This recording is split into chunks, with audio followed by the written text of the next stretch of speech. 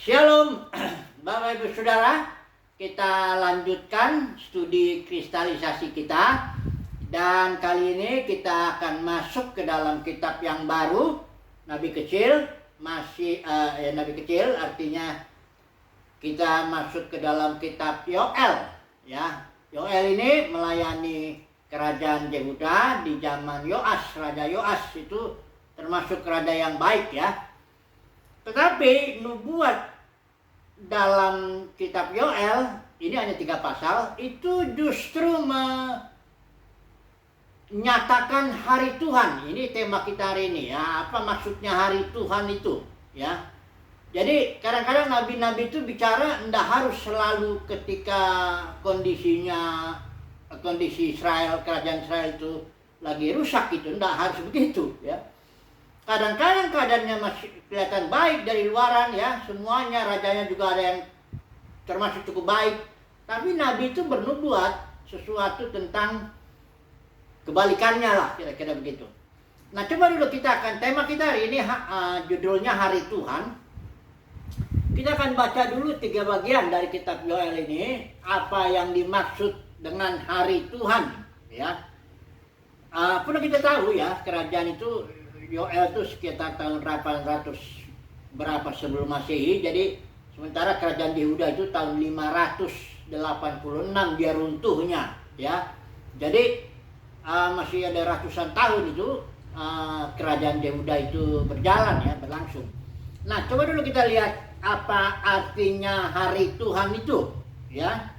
Pasal 1 ini hanya 3 pasal. Lihat pasal 1 ayat 15 dikatakan di sini, wahai hari itu, sungguh hari Tuhan sudah dekat, datangnya sebagai pemusnahan dari Yang Maha Kuasa. Ya, jadi hari Tuhan itu datang, sudah dekat dibilang di sini, ya. Tapi datangnya sebagai pemusnahan. Yang berikut dulu ya, pasal 2 dari Yoel ini ya. Kita lihat yang ayat yang ke-1 atau kedua, kita baca sebentar ya. Tiuplah sangkakala di Sion dan berteriaklah di gunungku yang kudus. Biarlah gemetar seluruh penduduk negeri, sebab hari Tuhan datang. Sebab hari itu sudah dekat. Ayat 2, suatu hari gelap gulita dan kelam kabut. Suatu hari berawan dan kelam pekat dan seterusnya. Ya. Jadi hari Tuhan, kita lihat dari ayat di kitab Amos ini, itu suatu hari di mana katakanlah penghakiman, seperti itu ya, hari penghakiman Tuhan.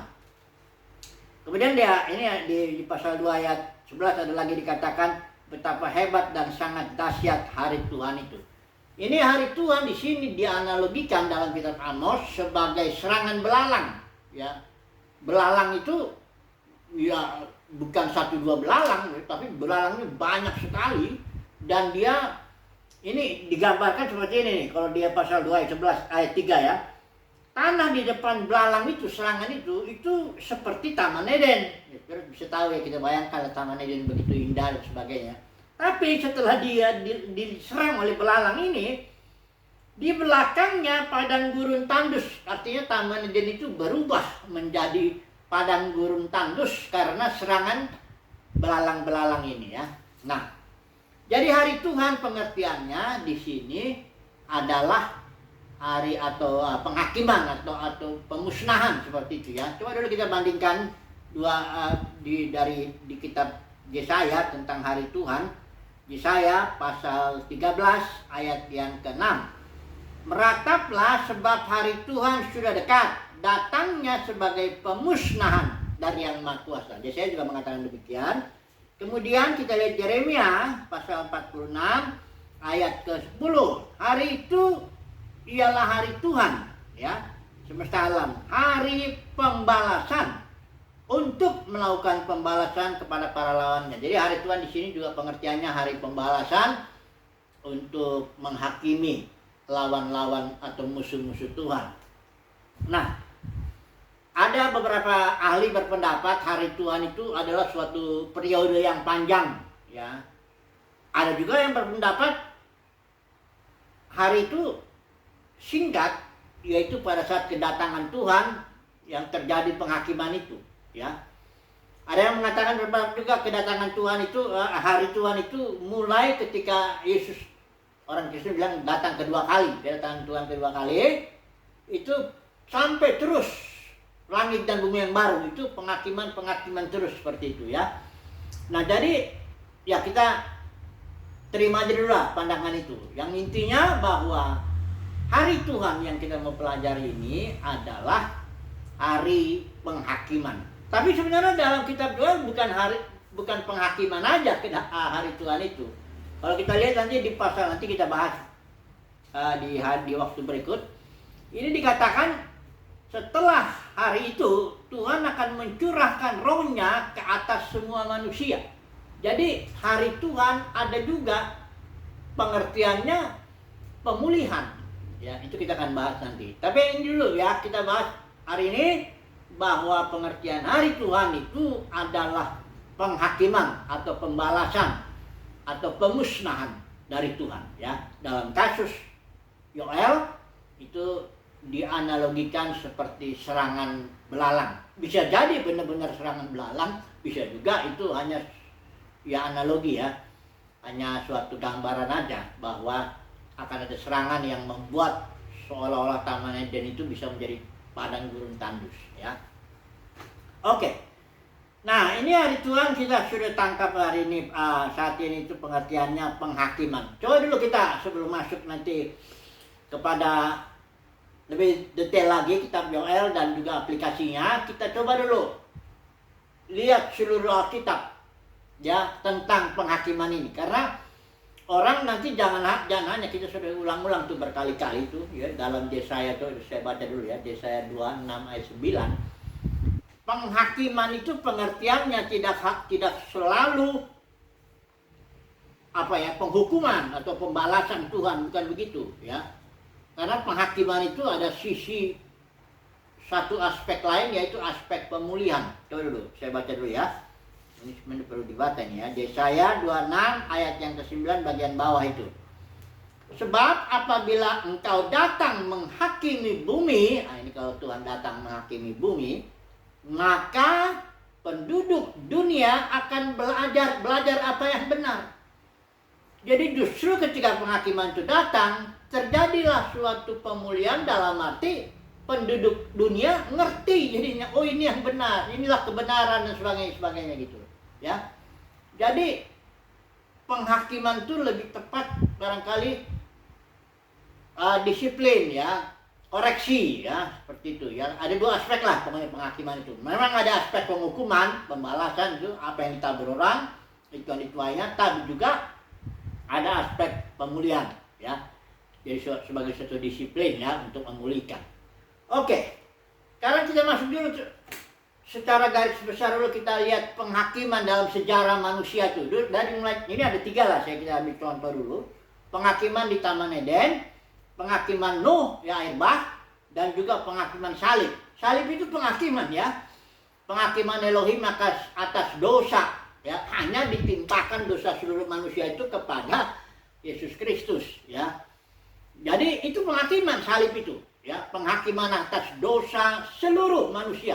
Karena Yesus itu bukan hanya menanggung dosa orang percaya saja. Yohanes Baptis bilang, lihatlah anak domba Elohim yang menghapus dosa dunia ya. 1 Yohanes juga mengatakan Yesus itu tidak hanya menanggung dosa atau menghapus dosa orang percaya aja, tapi juga dosa seluruh dunia ya. Jadi penebusan, kalau dibilangnya penebusan Yesus itu universal lah ya. Oke lah, itu berarti secara garis besar Taman Eden dulu lah ya. Di sini pun penghakiman Tuhan terjadi ketika kita tahu Adam dan Hawa tempatkan di Taman Eden, dan di sana Tuhan memberikan perintah ya, semua pohon dalam taman ini boleh kau makan buahnya, termasuk pohon kehidupan, karena ada 2 pohon di situ yang unik itu, pohon kehidupan dan pohon pengetahuan. Nah kita tahu ceritanya Adam bersama dengan Hawa makan buah pohon pengetahuan. Nah, di situ datang penghakiman Tuhan, baik terhadap iblis juga ya. Ular itu, iblis itu yang Kejadian 31 itu ular bisa ngomong, itu bukan ular jasmani, itu iblis ya. Kalau dalam kitab Wahyu itu jelas itu bahwa naga itu adalah setan ya. Jadi ular yang di Taman Eden itu simbol daripada iblis ya. Ularnya bisa ngomong ya, emang iblis bisa ngomong kan, bicara dalam pikiran kita. Nah, dia bicara, iblis itu dikena penghakiman ya.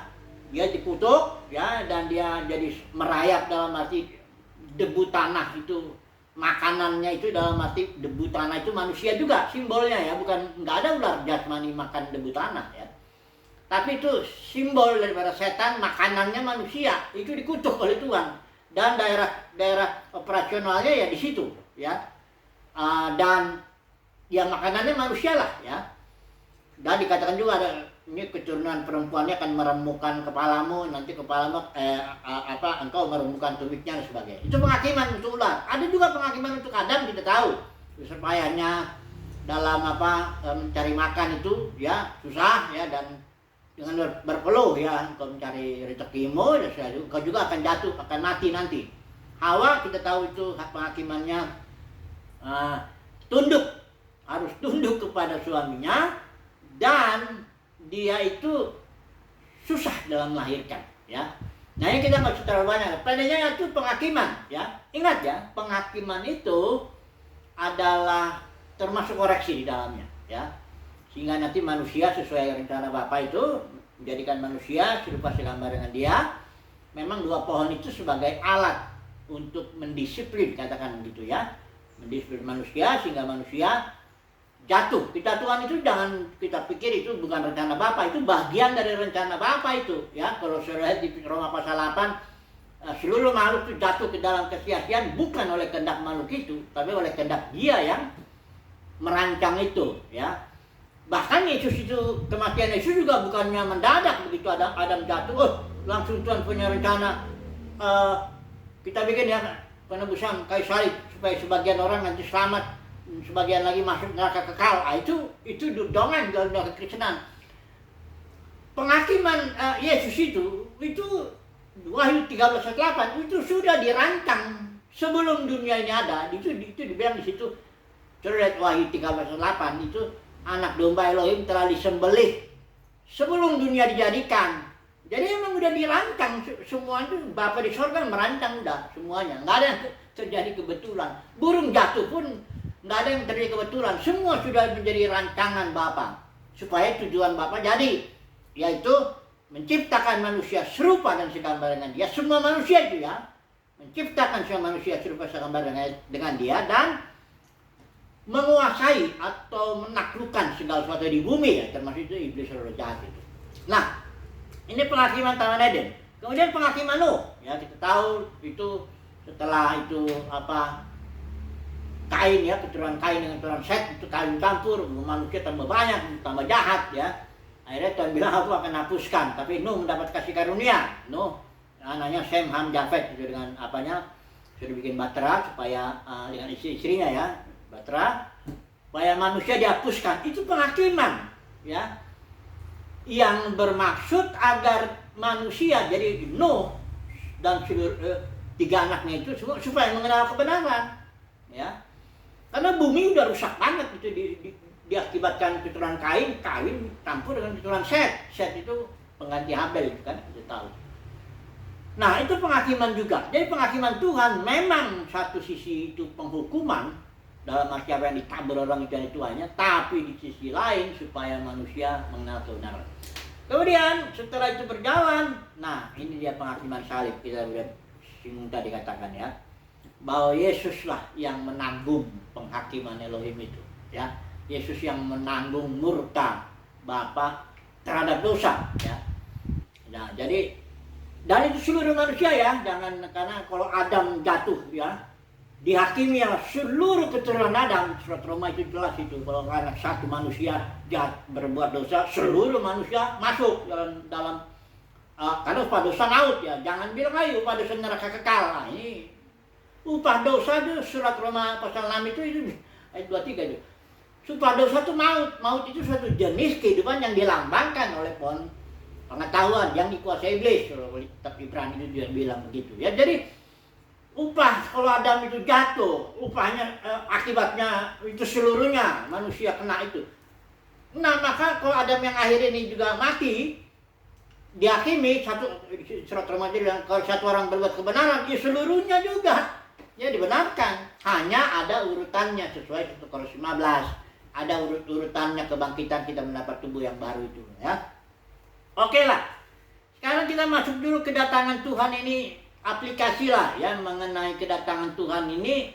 Apa hari Tuhan itu dalam arti penghakiman atau kedatangan Tuhan itu, kalau kita akan ambil di Matius 25. Ini contoh-contoh ya.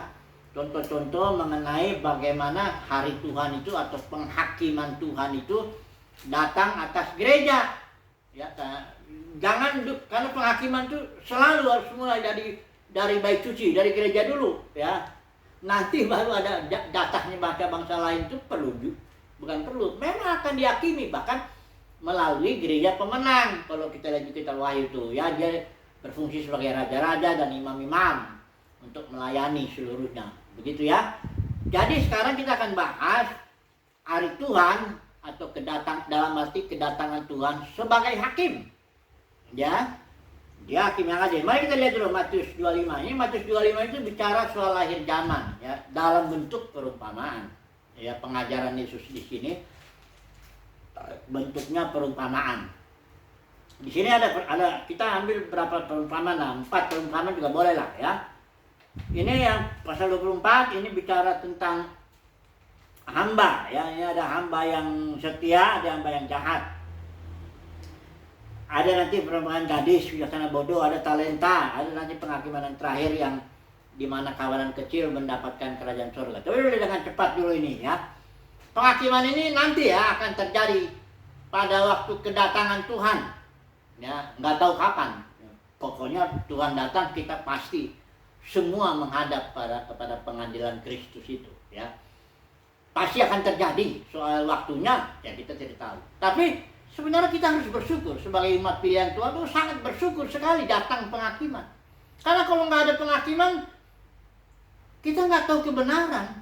Nanti yang lurus dibilang bengkok, yang bengkok jadi lurus. Dunia ini sekarang ini termasuk dunia kekristenan. Pokoknya kalau mayoritas bilang benar, benar aja. Ya.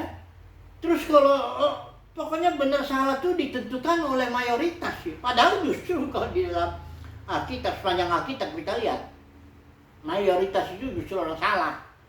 Yesus itu disalib itu orang banyak tuh teriak-teriak itu salibkan dia. Murid-muridnya tentu yang enggak lah ya. Dan itu orang banyak tuh seorang yang ikut Yesus, tapi hanya untuk roti ya, kalau dalam Yohanes 6 ya, kalau saudara baca itu. Jadi orang banyak itu bahkan dihasut dengan orang Farisi untuk memilih Barabas, bayangkan itu.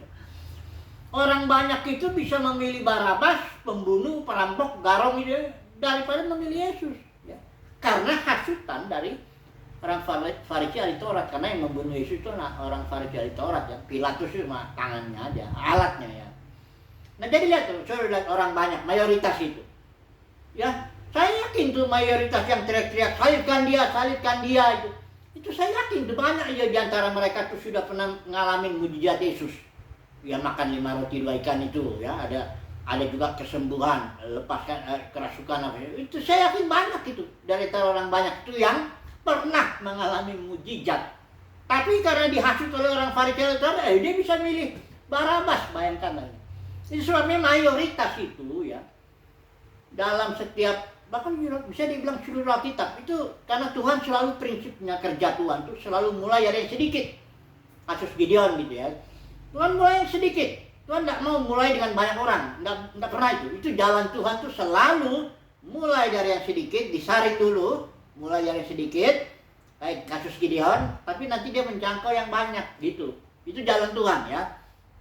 Mulai dari Abraham. Ya. Perjalanan juga mulai dari Yesus. Satu orang aja. Ya. Nanti baru 120, baru itu terus berkembang. Ya.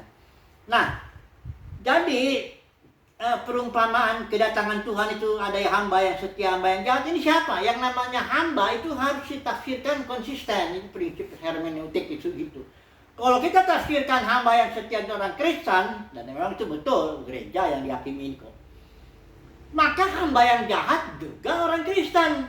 Dalam dunia kekristenan ini dua kekristenan yang dihakimi ini. Kan dunia kekristenan itu gereja mula-mula yang pecah menjadi puluhan ribu denominasi. Nah, dari antara dunia kekristenan itu ada hamba yang jahat, ada hamba yang setia. Ini dibilang yang setia itu yang melakukan tugas dan sebagainya. Ini yang jahat ya, yang nggak datang. Dia bilang Tuhanku nggak datang, lalu dia memukul hamba-hamba lain, makan minum dan sebagainya.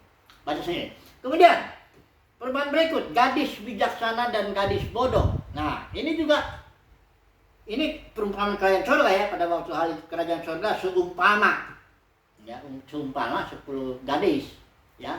Ingat ya, 10 gadis ini sifat dasarnya itu gadis ya, bukan 5 gadis bijaksana terus 5 janda bodoh, bukan begitu. Ini sama. Dan memang ini perihal kedatangan Tuhan. Ya, kedatangan Tuhan itu kan untuk menghakimi umatnya. Hari Tuhan itu untuk menghakimi umatnya dulu ya. Jadi kalau kita bilang gadis, ini gadis bijaksana ini kita tahu dia pelita, nggak dia siapin minyak, yang ini enggak. Siapa gadis bijaksana yang 5 ini? Itu para pemenang, orang Kristen, gereja pemenang lah. Tapi yang 5 yang bodoh siapa? Ya orang Kristen juga, yang udah lahir baru juga, yang udah melayani Tuhan juga. Orang dia nunggu Tuhan kok. Dia juga menantikan Tuhan, cuma enggak ada persediaan minyak, itu aja. Minyak itu Roh Kudus bisa dilambangkan seperti itu. Jadi kalau penafsir itu jangan tafsir sendiri ya, mau ya, harus ada prinsipnya. Salah satu dalam menafsir ini adalah prinsip konsistensi. Konsisten. Kalau sudah kita bilang hamba itu orang Kristen, ya semuanya orang Kristen. Nah, misalnya gini, talenta. Ini perumpamaan talenta, dia ada orang yang hamba. Ini hamba ini ya. Kasih 5 talenta. Dia mengembangkannya ya menjadi 10. Ada dikasih 2 talenta, ini hamba juga. Kembangkan jadi 4. Ada yang dikasih 1 talenta, dia enggak kembangkan talentanya itu ya. Malah dia benamkan. Akibatnya ya malah dia nuduh tuannya, engkau jahat gitu ya. Mengambil di mana engkau yang tempat engkau tidak menabur dan sebagainya. Nah, di sini Tuhan menegur ini talenta hamba yang punya 1 talenta ini. Dikatakan di sini jahat dan malas. Jadi di antara para pelayan Tuhan di dalam dunia kekristenan juga ada yang nanti akan dinilai oleh Tuhan ya. Ini penghakiman oleh Tuhan ya. Sudah jahat, malas gitu loh ya. Jadi buang-buang waktu dan sebagainya ya. Yang nggak menggunakan talenta lah ya. Ini sama ya, yang 2 talenta, 5 talenta itu hak Tuhan dan mengasihi kepada kita berapa karunia, berapa kesempatan, berapa kemampuan sebagainya, itu hak Tuhan. Yang penting kita lipat gandakan. Yang 5 sama pujiannya dengan yang 2 ini. Yang 5 dilipat jadi 10, yang 2 jadi 4, sama-sama 100% itu kan. Pujiannya pun sama, engkau hambaku yang baik dan setia. Ya, dia bilang hamba yang baik dan setia ya, dibilang ya, perbuatan baik sekali ya, hambaku yang baik dan setia. Kepala 5 talenta begitu juga pujiannya, baik setia. Yang ini juga baik setia. Hanya yang kepada yang 1 talenta itu dibilang jahat dan malas. Jahatnya itu karena dia nuduh tuannya itu nggak benar. Malasnya ya kalau nggak mengembangkan talentanya atau karunianya atau anugerah yang Tuhan berikan. Jadi perumpamaan ini itu menggambarkan seluruh orang Kristen yang betul-betul udah lahir baru. Ya bukan dalam Kristen ada juga orang yang ngaku Kristen atau sama sekali nggak pernah dijamah Roh Kudus itu, yang nggak lahir baru, nggak dapat benih hayat Kristus. Ini nggak dihitung dalam perumpamaan ini, karena sekalipun dia namanya agama Kristen ya, tetapi dia termasuk nanti penghakimannya termasuk dengan orang dunia nanti ya. Jadi ini perumpamaan ini, ya hari Tuhan itu cepat atau lambat dia datang, kita nggak tahu kapan. Yang penting kan kita berjaga-jaga, kita gunakan talenta kita, ya. Di sini hamba yang baik dan setia kerjakan tugas, ya. Intinya penghakiman atau hari Tuhan itu pasti datang atas dunia kekristenan, dan tidak semua nanti di situ pelayan Tuhan yang diterima untuk masuk dalam kerajaan surga di zaman berikut. Nggak terima semua ya. Coba dulu kita ambil yang terakhir ini, penghakiman terakhir ini ya, yang di Matius 25 ini memang disebutnya apabila anak manusia datang dalam kemuliaannya dan semuanya, lalu dikatakan di sini semua bangsa, ya. Ada orang menafsirkan ya ini penghakiman atas seluruh bangsa-bangsa yang juga termasuk yang belum percaya. Ya. Bisa jadi begitu, bisa juga tidak, ya. Bisa jadi bangsa-bangsa yang dimaksud yang memang sudah Kristen. Karena ini penghakiman untuk orang Kristen, kedatangan Tuhan, ya, hari Tuhan, penghakiman dimulai dulu dengan gereja. Tapi kalaupun itu demikian pendapat itu, kita lihat dulu di sini, ya, ayat 40. Hanya sebagian yang mendapatkan, nah kita bisa baca ini ceritanya. Pokoknya hanya sebagian yang mendapatkan kerajaan sorga. Dikatakan ya, saya baca ya, ayat 40. Dan raja itu akan menjawab mereka, aku berkata kepadamu, sesungguhnya ayat yang bukan, ya. Ayat berapa ini ya?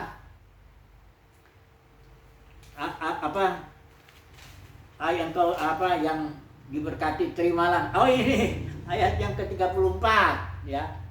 Dikatakan di situ, mari hai kamu yang diberkati oleh Bapakku, terimalah kerajaan yang telah disediakan bagimu sejak dunia dijadikan. Jadi orang-orang yang menerima kerajaan surga yang akan ditegakkan di bumi, itu memang orang-orang yang sudah dipilih, ditetapkan sebelumnya, ya, bukan karena dia hebat, ya, tidak. Kalau kita bandingkan dalam Lukas 12 ayat 32, itu dikatakan di situ, jangan takut, hai kamu kawanan kecil, ya, karena Bapamu sudah berkenan memberikan kerajaan itu kepadamu. Jadi kawanan kecil, bukan kawanan besar dalam yang Kristenan yang akan dipercayakan kerajaan sorga itu untuk ditegakkan di bumi, ya. Jangan pula punya konsep sorga jauh di sana, katanya ada rumah yang bagus, jalan dari emas, bahkan ada yang berpendapat masih ada anjing lagi. Kacau sekali itu. Fokus rencana Bapak itu bumi, dari mulai kejadian itu sampai kitab Wahyu pun juga itu Yerusalem baru tuh mempelai anak domba turun ke bumi. Jadi fokus Tuhan di bumi, ya, nggak ada yang fokusnya dievakuasi manusia ke suatu tempat yang menyenangkan yang disebut sorga. Kalau buat saya sih menyebutnya sorga dongeng, ya, tapi dipercaya loh dalam yang Kristenan sorga dongeng itu, yang katanya rumahnya bagus, jalannya emas, kerjanya cuma nyanyi. Padahal ini, saudara baca kita Wahyu pasal 4 pasal 5, lihat ya, Wahyu pasal 5 10 itu 4 makhluk dan 24 tua-tua itu simbol daripada para pemenang, itu nanti akan memerintah di bumi, ya. Jadi fokusnya bumi, kerajaan surga. Makanya Yesus ajarkan, datanglah kerajaanmu. Maksudnya datang dari mana? Dari kerajaan surga itu dimensi surgawi yang akan ditegakkan di dalam dimensi bumi, ya, supaya bumi bergerak menuju bumi yang baru. Itu surga konsepnya. Jangan kerajaan surga, ya, jangan surga dongeng yang nggak tahu tempatnya di mana gitu, nyanyi seumur hidup di situ selama-lamanya katanya. Udah gitu sebagian orang nanti dilempar ke neraka selama-lamanya juga disiksa di situ. Itu menggambarkan Bapak yang penuh kasih itu seperti monster yang mengerikan. Ingat ya, ajaran neraka kekal itu ngeri, ya, bagi saudara, yang ngeri itu. Belajar lagi lah, ya. Itu dimulai oleh Agustinus yang diakui Bapak gereja itu. Dari situlah ya, bukunya ada The City of God, ya. Di situ dia bilang orang yang nakal-nakal itu dilempar ke neraka selama-lamanya di situ, ya. Kemudian diterima oleh Calvin terus sampai sekarang, semua mayoritas dunia kekristenan itu ngajari neraka kekal. Padahal kalau saya lihat ada seorang mempelajarinya, satu istilah, ya, istilah Holland Ibrani ini aion, istilah Yunani, ya. Itu bukan artinya kekal, tapi berjaman-jaman. Ya, kalau hidup kekal itu artinya hidup Elohim, jenis Elohim, Zoe, yang dimasukkan ke dalam waktu, itu artinya. Ya, hidup berjaman-jaman. Oke lah, ambil kesimpulannya dulu ya kita tentang hari Tuhan ini, ya. Kesimpulannya, Yoel bernubuat kepada Israel, kerajaan Yehuda, ya, bahwa akan datang hari Tuhan yang dianalogikan oleh serangan belalang. Pokoknya pemusnahan, itu akibat dosa tentunya, ya. Penghakiman lah akan datang. Walaupun kerajaan itu pada waktu itu Yoas itu termasuk raja yang baik. Kalau kita terapkan kekristenan, juga akan datang penghakiman Elohim pada waktu kedatangan Tuhan itu nanti. Disitulah yang mana hamba jahat, hamba baik, yang setia, malas dan sebagainya itu gadis bijaksana itu dipisah di situ, ya. Nantilah itu. Kembali ya, bukan untuk dilempar ke neraka selama-lamanya, bukan. Itu untuk kita membuat orang Kristen kenal kebenaran. Kalau nggak dihakimi, nggak bisa. Dunia kekristenan itu sekarang yang lurus jadi bengkok, yang bengkok jadi lurus, tergantung pandangan orang banyak. Kan repot itu kalau begitu. Oke lah. Jadi itu kesimpulannya, bahwa sebagaimana Nabi Yoel menubuatkan kerajaan Yehuda akan dihakimi, demikian juga dengan kekristenan. Haleluya.